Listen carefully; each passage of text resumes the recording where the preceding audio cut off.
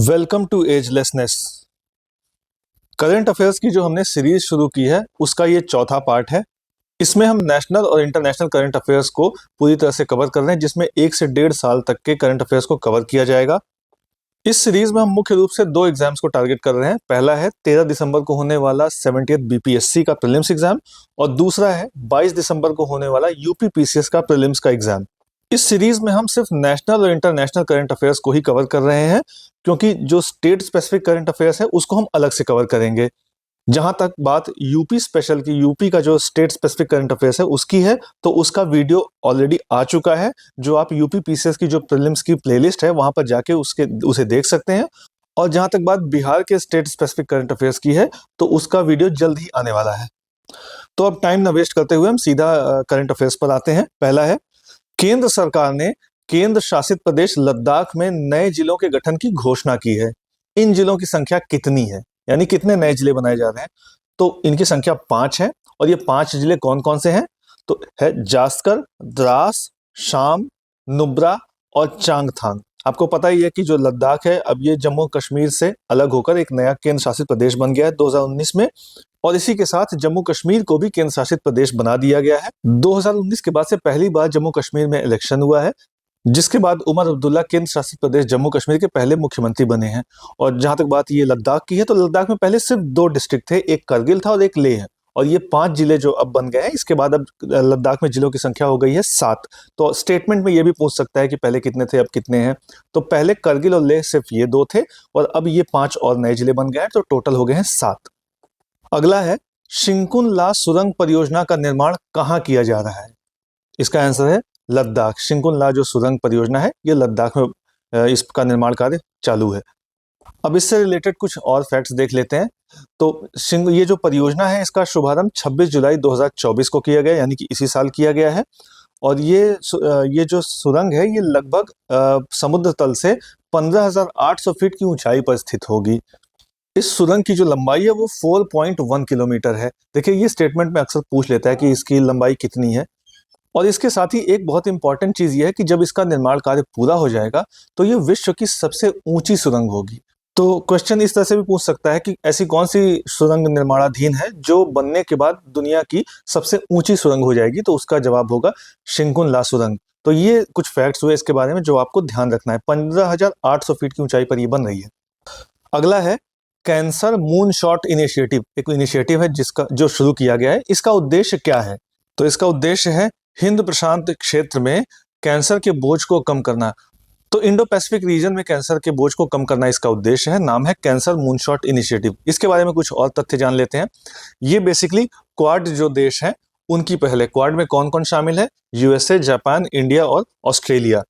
तो ये क्वाड देशों की पहल है कैंसर मूनशॉट इनिशिएटिव। 2024 में क्वाड लीडर्स जो समिट हुई थी वो कहाँ हुई थी? तो वो विल्मिंगटन, डेलावेयर, अमेरिका में हुई थी। यानी इस बार की जो समिट हुई थी 2024 में वो यूएसए में हुई थी। जगह थी डेलावेयर, उसमें और स्पेसिफिक तरीके से अगर आपको जानना है तो विल्मिंगटन में हुई थी। यह जो व्यक्तिगत उपस्थिति वाली चौथी समिट थी, यानी इन पर्सन समिट ये चौथी थी। यानी चौथी बार ये जो सदस्य राष्ट्र के जो राष्ट्राध्यक्ष हैं वो इन पर्सन मीटिंग किए थे, जबकि वर्चुअली भी अगर इसमें जोड़ लें तो ये ओवरऑल 6वीं समिट थी। 2025 की जो क्वाड लीडर समिट होनी है, यानी अगले साल, उसका आयोजन भारत में किया जाएगा। आपको ये भी ध्यान रखना है। देखिए, कोई भी समिट जो इंडिया में होने वाली होती है या हुई होती है वो अपने आप इंपॉर्टेंट हो जाती है एग्जाम के पॉइंट ऑफ व्यू से। तो 2025 की जो क्वाड समिट है वो इंडिया में होनी है, तो ये आपको ध्यान रखना है। अगला है, थाईलैंड का नया प्रधानमंत्री कौन नियुक्त हुआ है? इसका आंसर है पैटोंगटान शिनावात्रा। पैटोंगटान शिनावात्रा इनका नाम है। देखिए, किसी भी देश में जो नए प्रधानमंत्री या नए राष्ट्रपति जो बनते हैं वो बहुत इंपॉर्टेंट होते हैं, एग्जाम में अक्सर पूछ लेता है। तो इसका हम जल्दी एक वीडियो लेकर आएंगे जिसमें दुनिया भर में जो इलेक्शंस हुए हैं पिछले 1 से 1.5 सालों में और जो सत्ता परिवर्तन हुआ है या जो रिपीट हुए हैं उनकी पूरी एक लिस्ट हम लाएंगे एक ही वीडियो में, जिसमें आप 8 से 10 मिनट में सारे जो दुनिया भर में जो भी नए नए चेंजेस हुए हैं या मान लिया किसी ने दोबारा जिसे टर्म मिली है उनकी पूरी लिस्ट होगी, जहां से आप आसानी से रिवाइज कर सकते हैं कम समय में। अगला है, वैश्विक ऊर्जा संक्रमण सूचकांक 2024 में शीर्ष स्थान पर कौन सा देश था? तो इसमें शीर्ष स्थान पर था स्वीडन। ऊर्जा संक्रमण सूचकांक जो है कौन जारी करता है, इसके बारे में कुछ और तथ्य है। उसे जारी करता है विश्व आर्थिक मंच, और इसमें इंडिया की रैंकिंग क्या है, तो 63वीं रैंकिंग है। देखिए, कोई भी सूचकांक आता है या कोई भी रिपोर्ट आती है, उसमें 3-4 चीजें बहुत ज्यादा इंपॉर्टेंट होती हैं। एक तो ये कि उसे कौन जारी करता है, उसके अलावा शीर्ष स्थान पर कौन है, और इंडिया की रैंकिंग क्या है। तो ये 3 चीजें इस सूचकांक पे हमने बता दी हैं। इसके अलावा जो अन्य इंपॉर्टेंट सूचकांक हैं, उसका एक वीडियो ऑलरेडी प्लेलिस्ट में पड़ा हुआ है। यूपी पीसीएस की प्रीलिम्स की प्लेलिस्ट जो है उसमें भी, और बीपीएससी की जो प्लेलिस्ट है उसमें भी एक वीडियो हमारी तरफ से आया है, जिसमें जितने भी इंपॉर्टेंट सूचकांक और रिपोर्ट हैं उनके बारे में सारी जानकारी दी गई है कि कौन पहले स्थान पर है, उसमें इंडिया की रैंकिंग क्या है, और उसके साथ ही साथ उसे कौन जारी करता है। तो ये सारी इन्फॉर्मेशन उसमें, छोटी वीडियो है, ज़्यादा बड़ी वीडियो नहीं है, आसानी से आप कम समय में ज़्यादा जानकारी ले सकते हैं उससे। अगला है ई गवर्नेंस सम्मेलन 2024 का आयोजन कहाँ किया गया है। तो ई गवर्नेंस सम्मेलन जो है उसका आयोजन मुंबई में किया गया है। इसके बारे में कुछ और तथ्य जान लेते हैं कि ये जो संस्करण था अभी लेटेस्ट ई गवर्नेंस सम्मेलन का, ये इसका 27वां एडिशन था। ई गवर्नेंस में जिला स्तरीय पहल श्रेणी एक है, उसमें गोल्ड अवार्ड किसे दिया गया है, तो लैब मित्र परियोजना को प्रदान किया गया है। क्या? Gold award.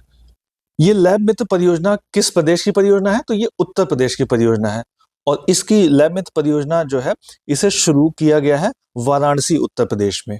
ठीक है। अगला है हैवी श्योर क्या है, तो हैवी श्योर है स्वदेशी हेपेटाइटिस ए का टीका, यानी कि इसे स्वदेशी रूप से बनाया गया है। इसके बारे में कुछ और तथ्य जान लेते हैं कि यह भारत का पहला स्वदेशी हेपेटाइटिस ए का टीका है जिसकी बाल चिकित्सा खुराक को लॉन्च किया गया, यानी कि बच्चों के लिए लॉन्च होने वाला यह पहला स्वदेशी हेपेटाइटिस ए का टीका है। और इसे कौन बनाया है? इसे बनाया है इंडियन इम्यूनोलॉजिकल्स लिमिटेड ने। ये जो इंडियन इम्यूनोलॉजिकल लिमिटेड है, ये नेशनल डेयरी डेवलपमेंट बोर्ड की सब्सिडरी है, और ये हैदराबाद बेस्ड है। अगला है मानव जनित गतिविधियों से नाइट्रस ऑक्साइड के उत्सर्जन में भारत का स्थान क्या है, यानी कि जो नाइट्रस ऑक्साइड जो उत्सर्जन होता है, स्पेशली जो मानव जनित गतिविधियों द्वारा होता है, उसमें इंडिया की रैंकिंग क्या है, तो इंडिया की रैंकिंग है दूसरी। इसके बारे में कुछ और तथ्य जानते हैं कि नाइट्रस ऑक्साइड के उत्सर्जन में पहले स्थान पर कौन है? चाइना। देखिए, पहले स्थान पर जो होता है उसे जानना बहुत जरूरी होता है। और ये जो रैंकिंग है ये किसके अनुसार है?